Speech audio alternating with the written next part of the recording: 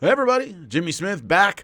I was in London for Bellator last weekend, so had to catch up this morning because the fights actually happened while I was in the air Saturday night slash Sunday morning in London. So none of it worked out timing-wise for me to see any of this live. I had to catch up with it and watch it and give my review now about the Sphere show and Canelo and all that stuff. So, first off, before I get into the nuts and bolts of the fights themselves, the Sphere and the spectacle of the Sphere, I am not a good judge of that stuff. Don't listen to me. Ask somebody else. I don't watch that stuff for a couple reasons. Number one, timing-wise, the last time I watched a pay-per-view from start to finish live, where I had to watch the bells and whistles and the intros and all that stuff,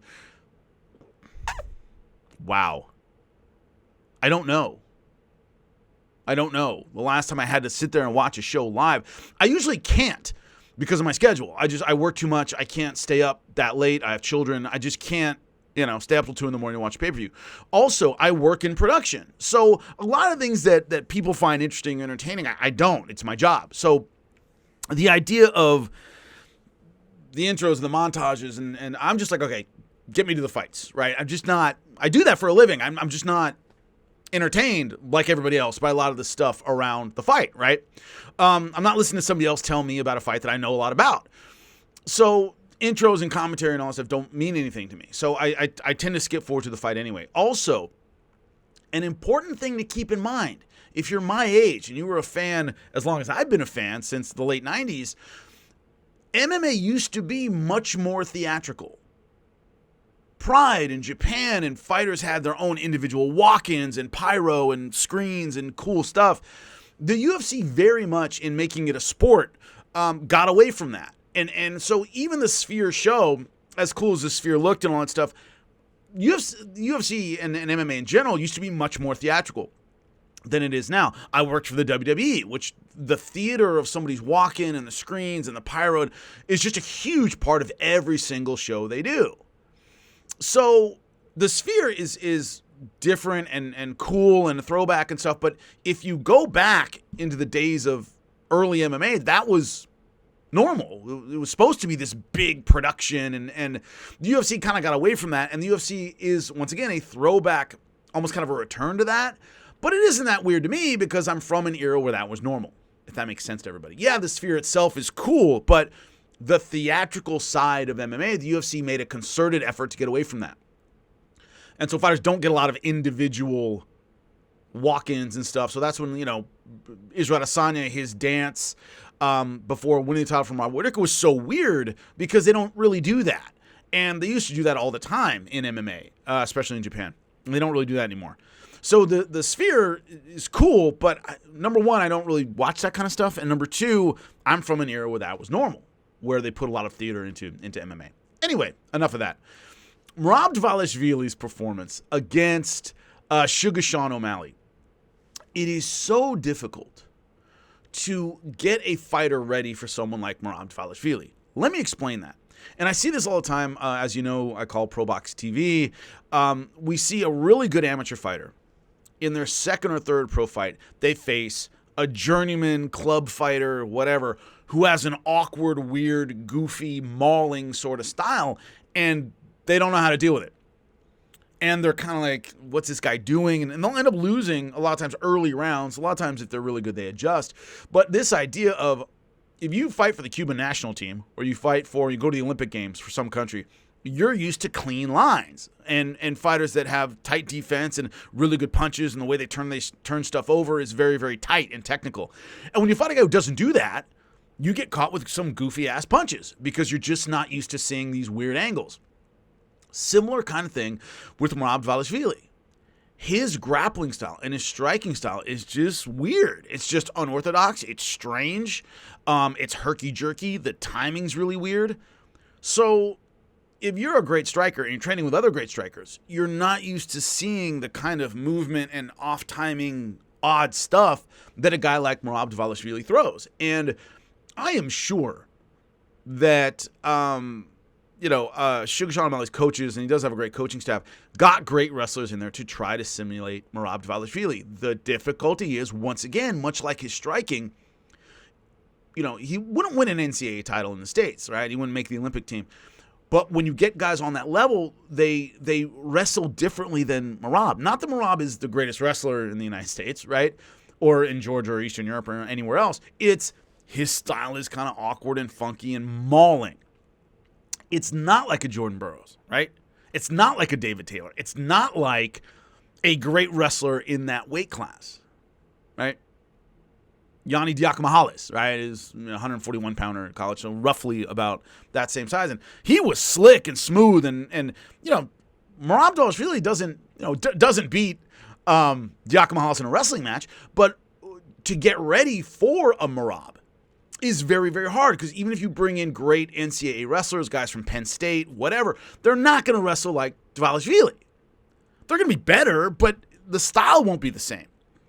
And so that's what's so difficult about Khabib, about Merab, about Bilal Muhammad. Not that they're the greatest wrestlers on the planet. It's that they've adapted their wrestling to MMA in such a way that the timing and the things that tell you when they're going to take you down and when they're not are really weird. And you saw immediately that Sugar Sean just had trouble with the off-rhythm, tempo kind of style of Merab Dvalishvili, and he never successfully adjusted to it. Never could. Also, he's not naturally heavy-handed. And what I mean by that, don't mean he can't knock you out. His style relies on accuracy and timing and precision, and that's hard to do when you're trying to time a jumping bean, a guy who's moving around the octagon the way Merab Dvalishvili does. And so if you're naturally heavy-handed, Chuck Liddell, for example, you can throw a dog-ugly kind of shovel punch uppercut thing that can catch somebody somewhere and warn them to stay away. Right? They're going to have trouble ducking their head. Alex Pereira is great at that. He can throw a dog-ugly punch at you and knock you out. Sugar Sean can't really do that. He's got that more the Tommy Hearns kind of straight right hand that's turned over perfectly and knocks you out because it lands at exactly the right shot. On display was the difficulty of, if you're not naturally heavy-handed and can hit you with an ugly punch, you're only going to hit Merab Dvalishvili with ugly punches, because he's always moving in a weird way and the timing's off. You're never going to catch him with that super-duper clean, perfect right hand. You're not going to get that. So you got to catch him with ugly punches, and they have to hurt him enough to warn him not to drop his head and make him hesitate a bit on the outside. And Sugar Sean isn't that kind of striker. He's just not. And so he had trouble lining Dvalishvili up perfectly, so he never really was able to stun him with the shot that kept him away and made him think twice about his grappling attacks. Never happened. Never happened. Early on, Sugar Sean showed some promise with his guard. You're not going to catch a guy like Merab Dvalishvili in the guard unless you are world class, which Sugar Sean is not. So even the stuff in the guard earlier, none of it concerned me. You're not going to catch a guy like that from your back, once again, unless you're world class. And so, Merab was putting it on him with the takedown, the ground and pound, that awkward physical attack, never let him off the hook. There were a couple things that kind of stuck with me throughout the fight. Number one, I saw a lot of people saying that Merab broke Sugar Sean mentally. I didn't see that, simply because he was trying to win until the last second of the last round. A mentally broken fighter stops fighting. All right, I'm going to lose. I don't want to get hurt. There's another fight after this. Why go hard if you don't have to? Now, you see a fighter kind of shut down. That's a mentally broken fighter. They don't necessarily tap out. They don't necessarily quit. But they just go, okay, I'm not going to win this. I'll go through the motions for a round or two. I never saw that agreement from Sugar Sean. So the idea that he was mentally broken, no, he was just fighting a tough guy who had an awkward style, and he really didn't have the formula to beat him. Number one. Number two, Merab has to clean up certain mental aspects of his game. At the end of round number two, letting him go and walking away, and you get knocked out doing that, dude. Looking at the referee and talking to him, I was like, focus, man. It didn't cost him that much in this fight. Against elite competition, you want to be champion, where beating you is everyone else's dream. You cannot take your eye off the ball for a millisecond. And there were these weird mental lapses in the fight from Merab that, once again, he's able to win anyway. Got to clean it up. At a certain point, you want to be champion. So another thing I want to shout out, Valentina Shevchenko's performance against Alexa GrassoI. It is so incredibly difficult to do what she did, which is you're champion. You've had amazing years. You've had an incredible run. You lose in a big upset. Get your opportunity at it again. It's a draw inexplicably. I thought she won the last fight. And then you got to climb the mountain again against the same opponent when you've already accomplished so much, right? All those things are working against you. You've had a million tough fights. So, every one of those takes something out of you, right? Every camp takes something out of you, even if the fight itself doesn't. We've seen her slow down a little bit in the last few fights. She's fighting somebody for the third time, which a lot of times for a fighter, it's hard to get mentally up to take on somebody you fought already, especially somebody who's beaten you and then you got to draw against them. You haven't beaten them yet, and it's like, I got to do this again. And she had a masterful performance. That is so difficult to do, you have no idea. Not just physically to get back to that championship place, but to mentally get back to that championship place. And she frickin' did it. And she's already on my, women's Mount Rushmore for sure. This just elevated her more because I thought, all right, she's going to have trouble with this one mentally, getting back to that place. And she didn't. She really wants to be champion again. She became champion again. An all-time great performance to me from an all-time great champion. And that's so incredibly rare. So where do we go from here? For Morab, it's almost certainly Umar Nurmagomedov is going to be next. He's already kind of laid the groundwork for it, talking a little trash online. The guy's undefeated. I think he's a great challenger. Might lead to a dog-ugly fight because both guys kind of have similar styles. A mauling grappler against a clean striker is one thing. A mauling grappler against another mauling grappler. Georgian versus Dagestani. It's just, right now, sitting here, I'd probably favor Morab. But this idea that two guys with the same style, a lot of times it doesn't gel that well. We'll see how it goes. Won't be that entertaining. It wouldn't be also a knockout pay-per-view seller for the UFC. Two guys, as we say in the industry, that have the wrong passport. A fight probably in the United States. Well, you might want to put that one in Dubai or somewhere else. This idea that two Eastern European fighters doesn't give the American fans anybody to get behind and root for. So he's a guy that deserves it, though. It's probably what we see next. For Sugar Sean, he has a lot of options simply because he's an entertaining fighter that people really like. And a lot of people talking, of course, about the Yan fight, right? Petr Yan, of course, well know about the controversial fight they had last time. Yan's looking for a rematch. Would you want to do that to Sugar Sean? I don't know. It's where the UFC wants to go with this guy. What do they want to do with him? The smart move is put him with another devastating striker and have fun with it, right? And have an entertaining fight that stylistically can get Sugar Sean back on track. I don't know if Petr Yan is that guy because Yan had success with a takedown last time. Ground this guy, put him on his butt, and go from there.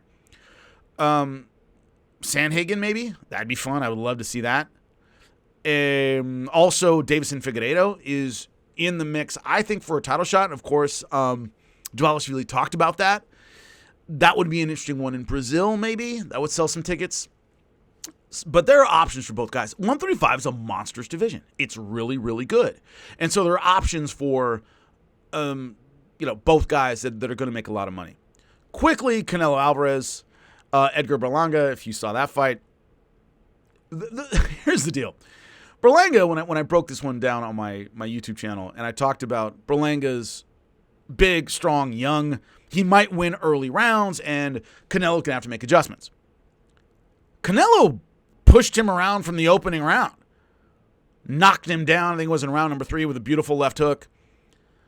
Folks, if you don't win the early rounds against Canelo, I don't know what you're going to do because you're not going to catch up to him late. And so in the first couple rounds, I went, he's getting pushed around. He's not going to win this. He's not even close. And it wasn't, right? You have a chance against Canelo, who's 33, which he started fighting when he was 15, so he's like 90 in fight years. You might be able to out-sprint him early if you're young and strong and big and, push this old man around a little bit. If you don't do that, I don't know what you're going to do. I don't know what you're going to do against Canelo. And so the depressing part of this fight was I knew how it was going to go midway through round number 2. Because if you can't push him around early, you're certainly not going to push him around late. Jaime Munguia was able to outbox Canelo early, and then Canelo made adjustments, came behind late because he's a veteran and he knows how to make the right moves in fights. So I couldn't believe what I was seeing, where Munguia got pushed around from round 1 to round 12. Had his moments, didn't do much more than jab, which is not going to do anything against Canelo Alvarez, didn't throw enough right hands, didn't throw enough power punches, didn't take the real estate, didn't make Canelo uncomfortable, didn't test his gas. Any of those things you wonder about an older fighter late. He wasn't able to do any of those. And it was a walkover for Canelo Alvarez. We'll see what happens later on with that. Check out ProBox TV. We're going to talk about it all this week. But that's my thought on Merab Dvalishvili taking on Sugar Sean O'Malley. Let me know what you think in the comments section. I'll be talking to you again soon.